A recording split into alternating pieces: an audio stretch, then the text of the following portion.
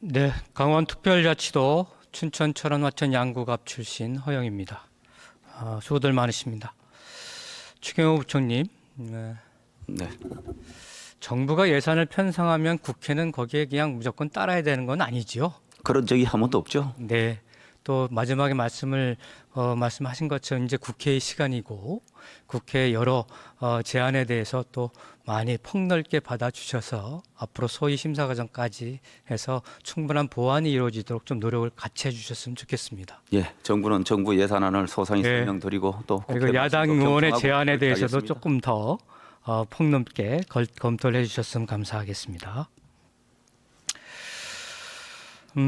그게 또 왜 그러냐면은 뭐 R&D 예산 부분들도 보면은 지금 부총리께서는 지난 10년간 10조 원 늘었는데 갑자기 3년간 10조 원 늘은 거에 대한 문제 제기를 하셔서 구조조정이 필요하다는 말씀을 하시지 않았습니까? 네. 근데 어제 대통령께서는 필요하다면 100조까지 늘리겠다. 그러면 현 정부에서 2년간 75조를 늘려가지고 100조 늘리는 건 그건 정상적인 건 아니지 않습니까? 30조 해도 90조입니다. 제가 아까 말씀드렸지 않습니까? 네, 정상적인 그러니까 수준에서. 그것도 그러면 10년간 10조 원 는 것보다는 더 많이 느는 거 아니겠습니까? 그런 거 네, 아니죠.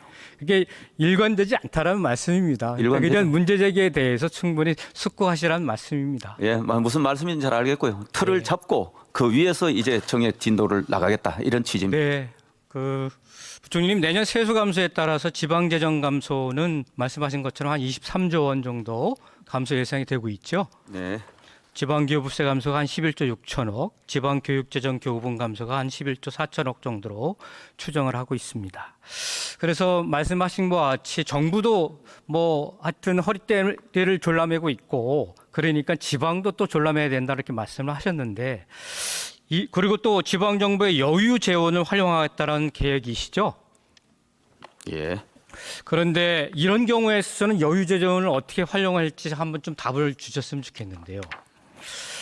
여유 재원 규모별로 좀 예시를 화면을 한번 봐주시기 바라겠습니다.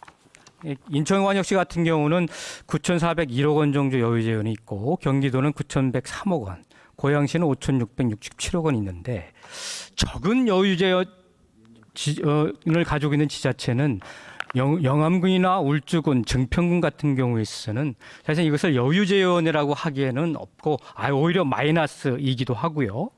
그리고 세출 결산 대비 여유 재원 비율도 마찬가지로 전국에 약 한 100곳 넘는 지자체들이 여유 재원이라는 것을 아예 생각할 수 없을 정도의 열악한 재정 현황을 가지고 있습니다.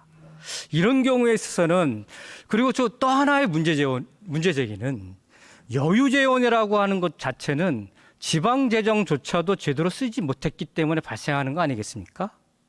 그것조차도 저는 잘못된 개념이라고 생각을 합니다.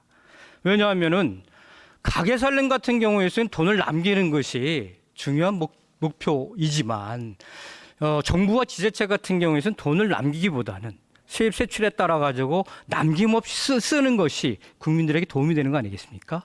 여유 재원을 남겼다라고 하는 것은 그만큼 재정 운영을 잘못했다라고 하는 실패 아니겠습니까? 뭐 그렇게 볼 수도 있는데 당초 예상보다 세입이 훨씬 더 많이 들어왔다. 그러니까 지출을 충당하고도 재원에 여유가 있으니까 그것을 안정화기금으로 비추겠다. 그것이 바로 네. 지난 정부 때 사실은 소중한 근데 저런 지출을 만들어 마이너스 주신 겁니다. 재원을 그게. 가지고 있는 지자체는 어떻게 하란 말입니까? 그러니까 아까 말씀드린 대로 저희들이 이제 전부 점검을 하고 재정 안정화 기금, 그다음에 일종의 세계 잉여금, 그리고 통상적인 불용들이 또 굉장히 많습니다. 그러면은 제가 그 불용액은 원래 예. 불법이고 원래 불법이 아니고 이제 불용을 집행이 하는 안 되는 지자체에 거죠. 대해서는 민원 등등의 이유로. 차기 예산을 만들 때 페널티를 주지 않습니까? 뭐 그럼 페널티 안 줄 겁니까? 다음 중앙정부도 2025 중앙정부도 년에는요? 역대로 항상 불용이 나오고 지방정부도 항상 불용이 나옵니다. 그건 예, 이제 당연히 집행상의 불용액도 이유가 잘 항상 쓰겠다라고 생기는 하는 거죠. 취지에 대해서는 제가 인정을 하는데요. 예. 그거는 정말 재정 운영 방침에 어긋나는 일입니다. 그리고 이렇게 마이너스 그리고 정말 한번 그래프를 한번 보십시오. 다음 화면. 이게 이제 서울이 보라색으로 다 표시가 되어 있고 제주도 이렇게 남아 있는데 최근 김포시의 서울시 편입 논란에 네티즌들이 풍자한 그림입니다. 지방에 지역구를 둔 저에게는 이 그림이 낯설지가 않습니다. 부총리님이 얼마 전 국정감사에서 지역 화폐가 지역에서 도움이 되는 데에는 지자체가 알아서 결정하라 이렇게 답변을 하신 적이 있습니다. 그래서 지역 화폐 예산을 전액 삭감하셨죠. 다음 그림 한번 봐주시죠. 이게 뭐냐면은 카토그램입니다. 우리나라 지역 총소득을 카토그램으로 보여주는 그림입니다. 카토그램이라고 하는 것은 특정한 데이터 값의 변화에 따라서 지도의 면적이 왜곡되는 그림을 카토그램이라고 얘기를 합니다. 수도권과 비수도권의 양극화를 보여주는 모습인데 아까 서울과 제주도만 있는 극단적인 그림과 많이 닮아 보입니다. 다음 그림도 한번 봐주시죠.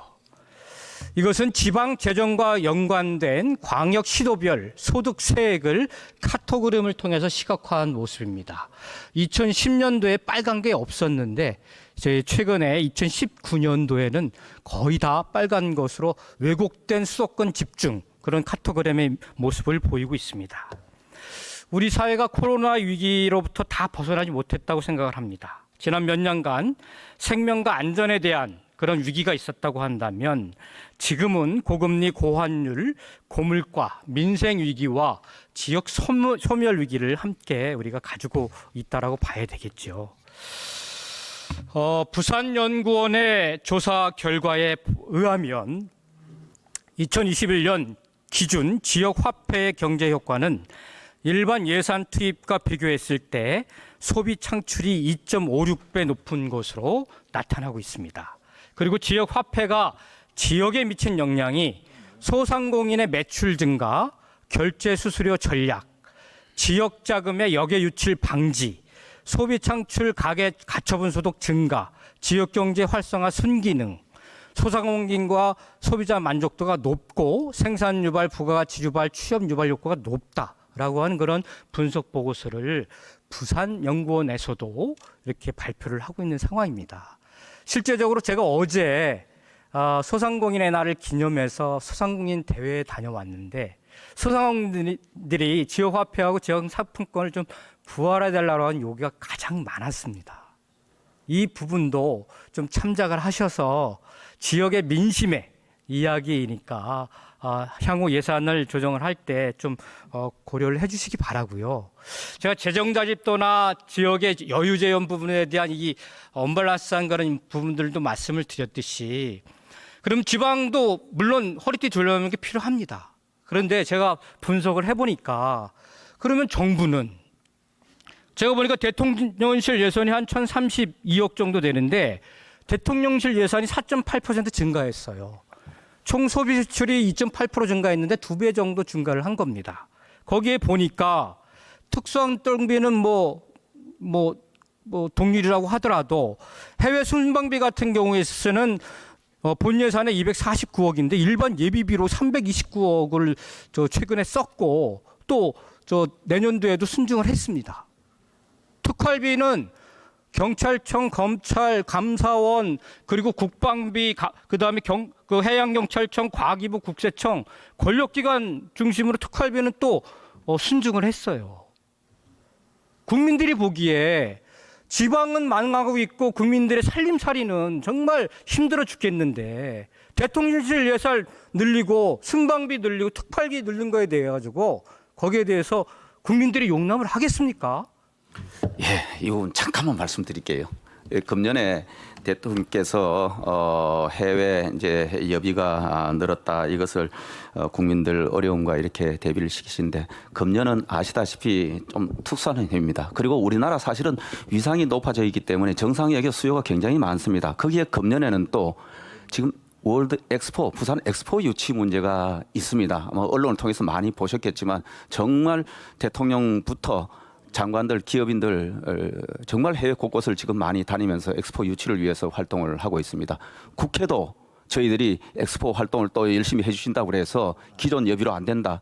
국회도 예비비를 금년에 해드렸습니다. 의원님들 엑스포 활동 적극 지원 좀 해주시라고. 금년에는 그런 해입니다. 그리고 네. 아시다시피 잘 뭐 알고 G20 있고. 각자 다자 회의 이제 거의 각국 막바지 단계 아닙니까? 그런데 더 필요하고 그런데 제가 좀 네. 용납할 수 없는 것은 물론 뭐 해외 원조한다라고 5대 자금도 거의 배 이상 늘렸는데 거기에는 해외 순방 가셔가지고 개발 원조 국가들에게 무모한 약속한 것도 어느 정도 반영되어 있는 거 아니겠습니까? 만약에 그렇게 약속해놓고 저는 되기를 바라는 진심으로 우리 엑스포 유치를 하길 바라지만 만약에 안 되면 그럼 어떻게 하실 겁니까? 의원님, 대한민국이 경제 외교를 하면서 하루살이 외교하듯이 그렇게 하겠습니까? 엑스포 되니까 우리 해준다. 만약에 안 되면은 전부 그러면 뭐 여기에 대해서 그 돈은 날아간다. 그렇게 외교를 할 수 없지 않습니까? 아마 그런데 지난 정부도 지나치게 같은 취지로 저는 외교 활동을 해 오셨다 그렇게 생각합니다. 우리 서민 예산과 R&D 예산과 이런 것들이 삭감되는 그런 삭감의 양보다 해외 원조 예산이 지나치게 높게 순증되니까 그것에 대한 합리적 균형을 갖추어라 이런 지적을 하는 겁니다. 의원님 아까 말씀드렸다시피 내년도 사회복지 예산은 8.7% 증액을 했습니다. 그거 잘하셨습니다. 생계급여는 13% 이상. 잘하셨습니다. 지난 정부 5년 때 한 것보다 내년 한 해가 더 증액이 큽니다. 말씀하신 드린 것 같이 지방의 문제 그리고 R&D의 문제 예. 그리고 그것을 확충하기 위해서 그런 상징적으로 또 대통령실이나 이 특활비 부분들에 있어서는 과감한 삭감이 좀 필요하다는 의견을 좀 제시를 드리겠습니다. 다음 화면 연장선상에서 한번 보여드리도록 하겠습니다. 다음 화면 띄워주세요. 이제 국가균형발전 프로젝트 사업에 대해서 좀 말씀을 드리겠습니다. 예, 다음 화면. 울산 외곽순환고속도로 미호 강동 구간, 부산 신안 김해 고속도로, 세종 청주 고속도로. 부총리님, 이게 뭐냐면 2019년 국가균형발전 프로젝트 사업으로 선정되고 예비 타당성 조사가 면제되어서 추진되어 온 23개 사업 중에 하나입니다. 네. 이것은 국무회의 의결을 거친 국가 사업이죠. 그렇죠? 네, 네. 예타 면제로. 그중에서 이 세 가지 사업은 사업 계획 적성성에 대한 재검토 단계에 있는 사업입니다. 곧 있으면 만 5년이 됩니다. 사업 시간 시행 기간의 절반이 다 되도록 아직도 적정성 재검토 단계입니다. 이뿐만이 아닙니다.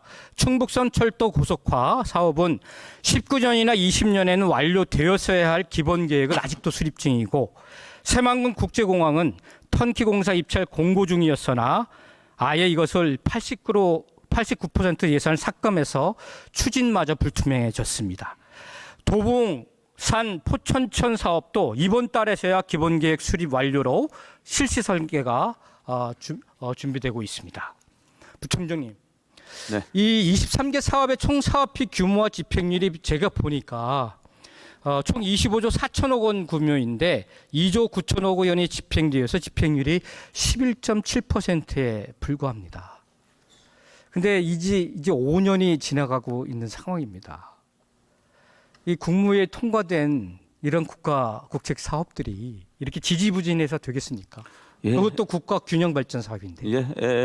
빨리 진행이 돼야 되죠. 그래서 현재 뭐 사업 계획 수립을 하고 있거나 설계 단계에 있는 사업들이 상당수 있고 아까 말씀하신 한 5개 사업들은 사업비 증가에 따라서 사업 계획 적정성 재검토가 지금 진행되고 있습니다. 그거 마무리되고 나면은 그 후속 절차가 진행될 것이다. 그리고 예산 집행과 관련돼서는 대규모 SOC 대부분 프로젝트이기 때문에 아까 말씀드린 대로 기본 계획을 수립하고 설계를 하고 이 부분이 지금 시간이 걸리는 거지.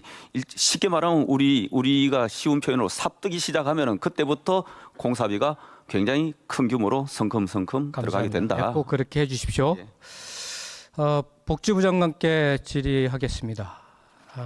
경계선 진흥이라고 들어보셨죠? 예, 알고 있습니다. 그리고 본 의원이 경계선 진흥인 지원법을 대표 발의할 때 상임위에 가서 설명을 좀 드렸는데 예, 저도 기억하고 계시죠? 예. 다음 화면을 한번 봐주십시오. 여기 계신 국무위원들께서도 경계선 진흥이라고 하는 것이 뭘까 궁금하실 텐데요. 우리나라는 IQ 70 이하의 진행인들을 발달장애인이라고 해가지고 발달장애인 지원법에 의해 가지고 국가가 책임지고 지원을 하고 케어를 하고 있습니다. 하지만 IQ가 71에서 84까지에 있는 그런 지능인들을 경계선 지능이라고 하는데요. 굉장히 사회적으로 층이 많습니다. 근데 이 분들이 사회에 나갔을 때에는 뭐 전응아, 학습 부진아, 사회 부적응자 등으로 굉장히 큰 차별을 받고 있고요.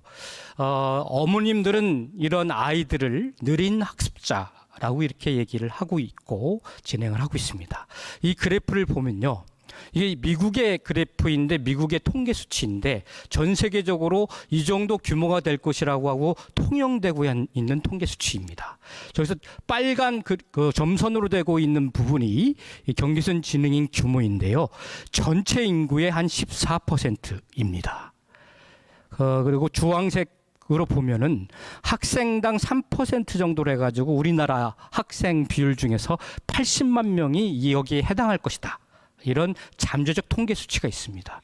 우리나라가 5천만 명이니까요. 14%를 대비하면 약 700만 명이 경계선 지능인에 소속된다라고 하는 잠재적 통계치가 있습니다. 그런데 우리나라는 아직도 이에 대한 아무런 실태 조사를 한 적이 없습니다. 다음 화면을 한번 봐주시죠. 요 사업 하나입니다. 경계선 지능 아동 맞춤형 사례 관리 사업. 10억도 채 안 되는 사업입니다. 그럼에도 불구하고年도 예산은 2억을 또 더 깎았습니다. 2억 2천을. 참으로 좀 안타까운 예산이기도 하고 그렇습니다. 장관님, 네. 여기에 대해서 장관님의 좀 생각과 의지를 좀 표명해 주시기 바라겠습니다. 경계선 지능인 지원 필요성에 대해서 공감을 하고요. 또 이것이 제대로 되기 위해서는 법적인 근거가 필요하다는 데에서는 의견을 같이 합니다. 그런데 의원님께서 이제 제정법안을 제출하셨고 또 다른 분들은 별도의 제정법보다는 기존법을 또 개정해야 된다는 말씀이 있으셨기 때문에 법안 소위에서 충분히 논의가 돼야 된다고 생각이 들고요.